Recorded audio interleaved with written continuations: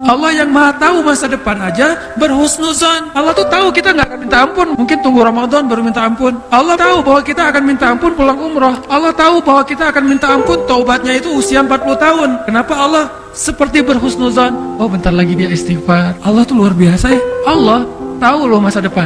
Allah tahu ada hambanya yang lagi berbuat dosa, taubatnya mungkin 10 tahun lagi, taubatnya mungkin 20 tahun lagi, taubatnya mungkin akhir hayatnya, detik-detik mau sakaratul maut baru taubat. Kenapa Allah berhusnuzon sama dia? Tunggu, ntar lagi dia mau minta ampun. Malaikat nunggu. Allah belum juga tuh. Tunggu aja 2 hari. Allah udah 2 hari, 3 hari, setahun, 2 tahun, sampai akhir hayat. Pas dia bilang, ya Allah ampunkan dosa saya. Tuh, lihat tuh malaikat tuh kan minta ampun kan? Allah gitu sama kita. Seolah-olah Allah itu nggak tahu apa-apa. Saking baiknya Allah kepada hamba. Makanya Allah katakan wa ya'fu an katsir. Sebetulnya Allah maafin banyak, kita dosanya banyak dibalasnya dikit. Wa asirru qaulakum aw ijharu bih innahu alimun bidzatis sudur. Ini karena kita punya doa sebagai senjata kita. Kalau kita nggak punya harta, nggak apa-apa, kita punya doa. Kalau kita tampangnya biasa-biasa, nggak apa-apa, kita doanya luar biasa. Kalau kita ngerasa kayaknya nggak punya sesuatu yang menarik, nggak apa-apa, doa kita itu menarik di sisi Allah. Pokoknya kalau kita nggak punya apapun, nggak punya modal apapun dalam hidup, kita punya Allah Subhanahu Wa Taala, tinggal minta sama Allah. Sal tu'tah, mintalah Allah akan kasih. Wa idza sa'alaka ibadi anni fa inni qarib. Jadi selama kita masih berdoa kepada Allah, la tayasu, jangan berputus asa. Matematika untuk mengukur siapa lebih beruntung, sehingga kita tidak perlu bertanya kenapa, why, saya udah hijrah kok makin susah hidup saya. Dunia itu, akhirat enggak. Kalau kita mengukur amal kita hanya dengan dunia, kita bakal sering kecewa karena Allah tidak menilai dunia ini bahkan lebih ringan daripada 11 sayap nyamuk. Seandainya kata Nabi dunia ini di mata Allah ada harganya, pasti Allah nggak mau ngasih dunia kepada orang yang tidak beriman, nggak mau. Berhubung dunia ini tidak ada nilainya, Allah kasihlah kepada orang yang tidak beriman.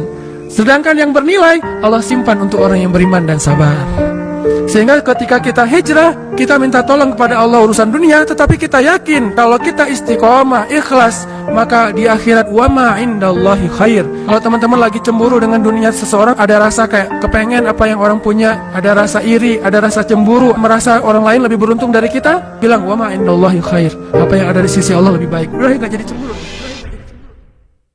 Sehingga bagi seseorang yang bertawakal kepada Allahnya itu pol 100%, tidak ada keraguan sekecil apapun di dalam hatinya kepada Allah, pasti Allah Subhanahu Wa Taala akan menunjukkan keajaiban-keajaiban yang sulit dimengerti oleh logika kita. Tawakulnya kepada Allah itu sempurna, maka fahuwa hasbuh, udah cukup itu. Berarti udah nggak ada lagi yang perlu diragukan, tidak ada lagi ruang untuk dia galau. Sudah cukup Allah buat dia. Masalahnya iman kita bisa nggak untuk sampai ke tingkat itu?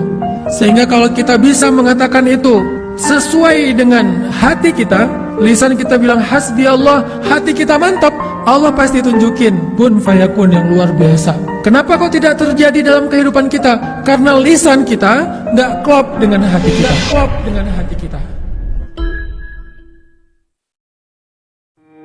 Tidaklah seseorang selesai diuji, baik dia laki-laki, orang yang beriman, atau perempuan yang beriman, baik itu ujiannya terjadi pada dirinya, atau melalui anaknya, atau melalui hartanya, artinya ujian harta, ujian fisik, ujian perasaan, sampai dia bertemu dengan Allah dan dia tidak punya dosa.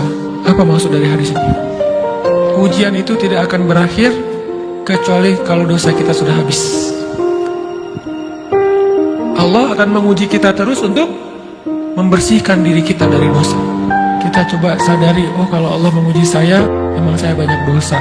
Sebelum kita mencari kambing hitam, nyalahin orang lain, sebelum kita marah kepada orang lain, kadang wajar kita marah kepada orang lain gara-gara ucapannya, komennya, teks dari dia, wajar.